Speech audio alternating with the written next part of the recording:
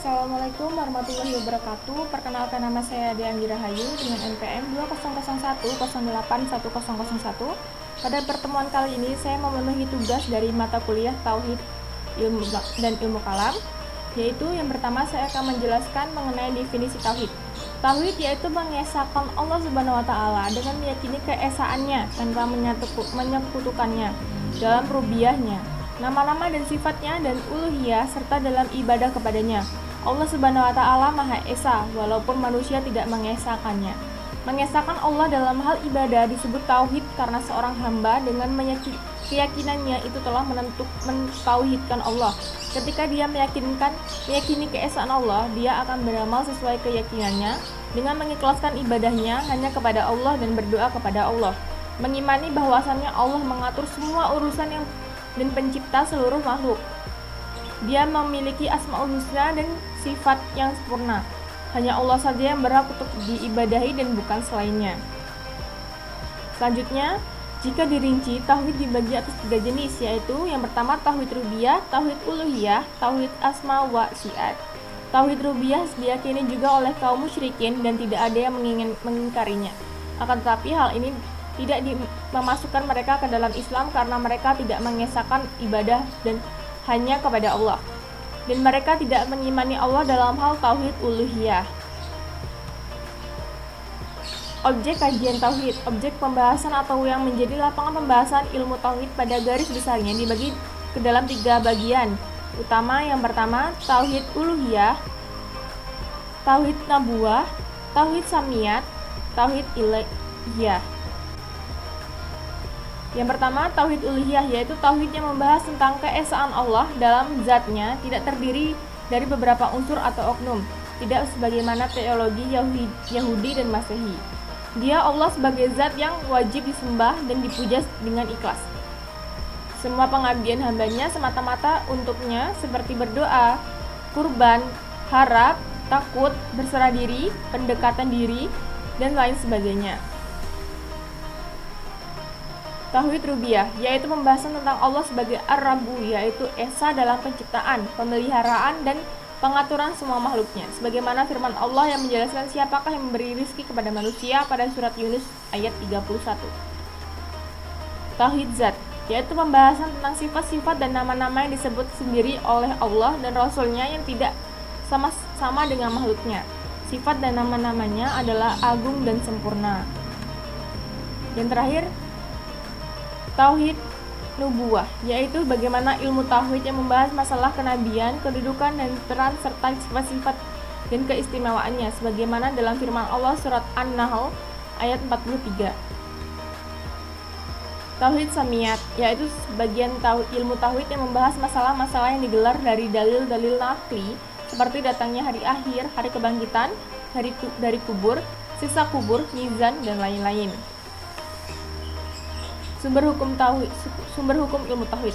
Adapun sumber hukum yang digunakan dalam agama Islam ialah didasarkan pada 4 jenis sumber, yakni ayat suci Al-Quran, hadis Nabi Muhammad, 5 ulama, dan akli atau akal.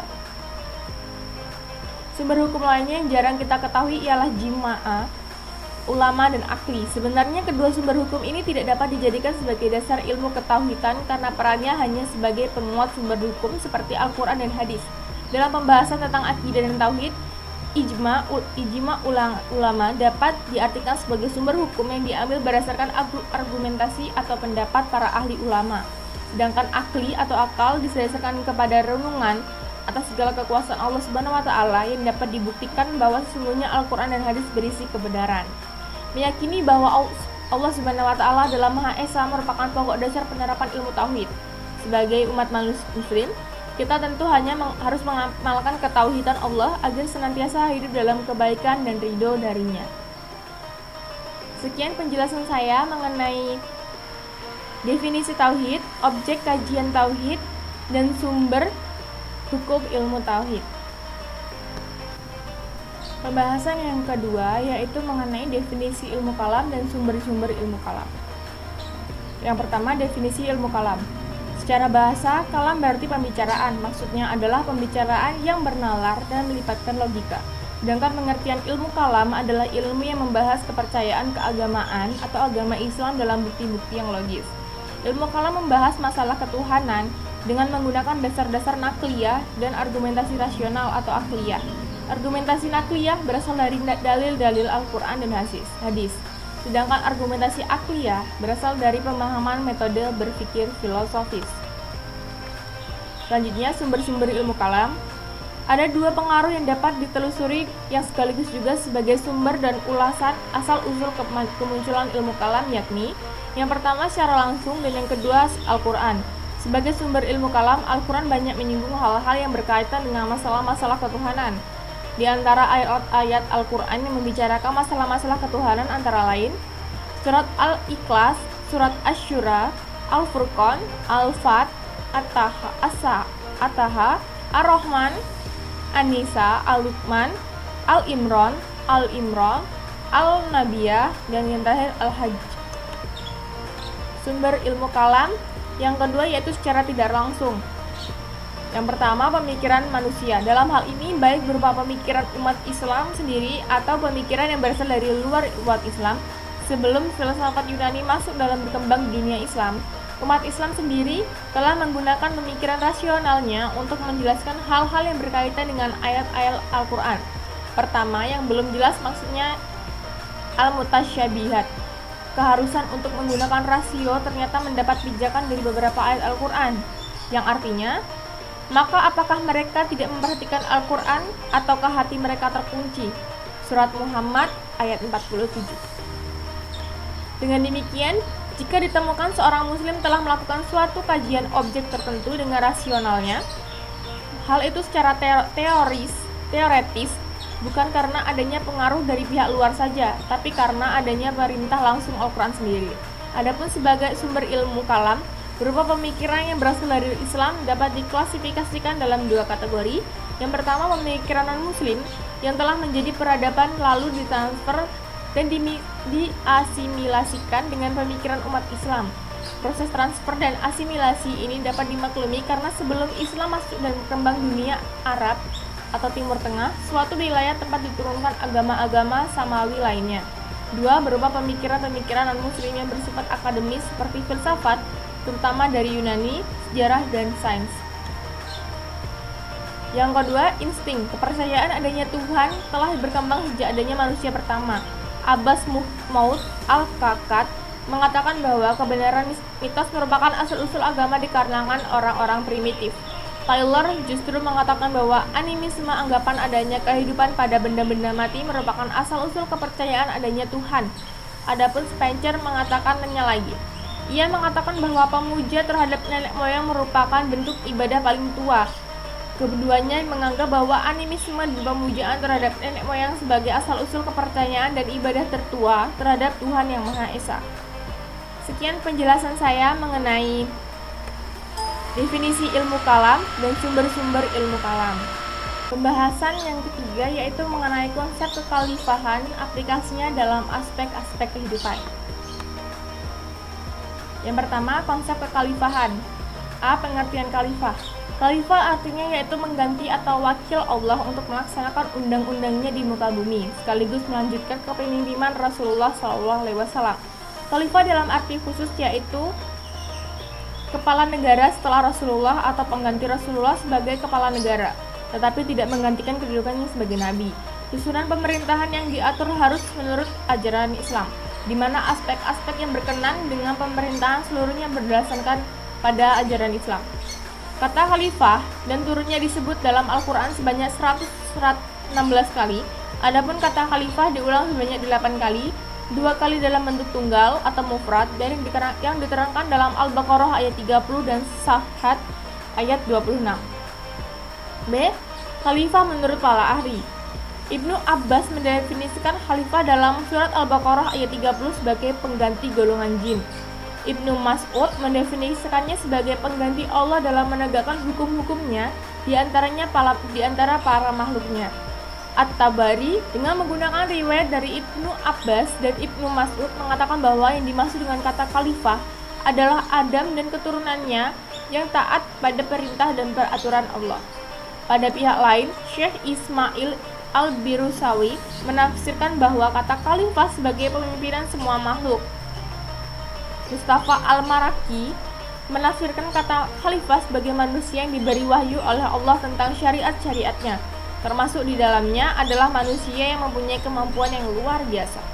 Dari definisi-definisi di atas, kita dapat menarik kesimpulan bahwa dalam kata khalifah tergantung makna pergantian generasi sebelumnya, kepemimpinan dan pergantian Allah untuk menegakkan hukum-hukumnya di muka bumi. Ketiga komponen di atas memperlihatkan bahwa tugas manusia adalah sebagai khalifah di muka bumi. Selanjutnya, konsep khalifah aplikasinya dalam aspek kehidupan. Dalam konsep kekhalifahan aplikasi dalam aspek-aspek kehidupan, manusia dituntut untuk mengubah dan mengoreksi tradisi dan kebiasaan generasi yang sebelumnya menjadi lebih bijaksana yang terpacu dalam ajaran-ajaran Allah. Dalam konsep kepemimpinan terkandung tugas pengurus dan pengelolaan potensi bumi dan seisinya untuk dijadikan sarana takwa kepada Allah Subhanahu wa taala. Hubungan antara manusia sebagai khalifah dan alam sebagai pemimpin dipimpin menarik untuk dicatat pendapat Quraisy Shihab.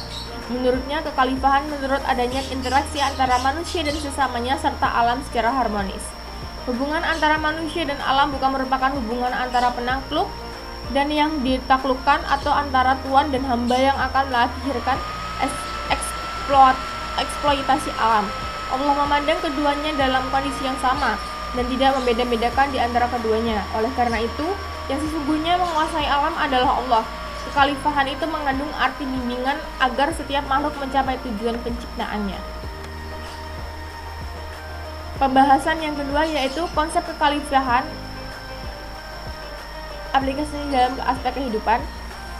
Mencatat catatan di atas, ada dua catatan yang perlu disepakati, yaitu manusia diangkat sebagai khalifah bukan dilihat dari ibadahnya, tetapi karena pengetahuan yang tinggi. Sebab apabila ibadah yang menjadi bahan pertimbangan, tentu malaikat yang lebih pantas menjadi khalifah. Ketika menjalankan tugas seperti khalifah, manusia tidak dituntut mementingkan aspek ritual, tetapi dituntut pula memanfaatkan potensi intelektualnya untuk menghadapi dunia. Untuk menghadapi proyek besar ini, manusia tidak hampa tanpa bekal apa-apa. Allah telah membekalinya berupa wahyu, akal, dan potensi-potensi lainnya yang masih dapat dikembangkan lagi.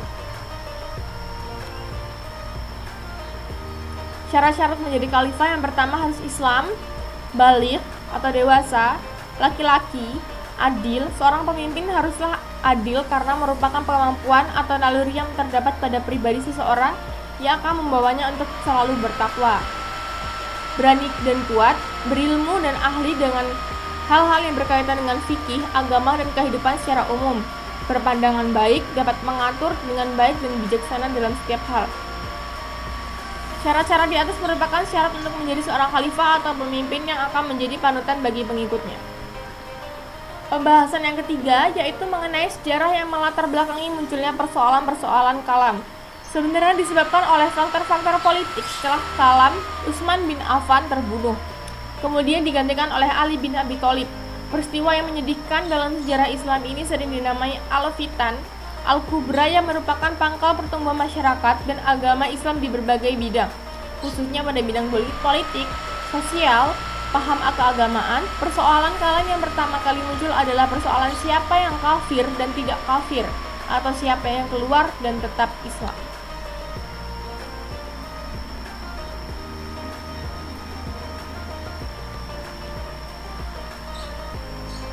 Sekian penjelasan saya mengenai materi dari ujian akhir semester Tauhid dan Ilmu Kalam.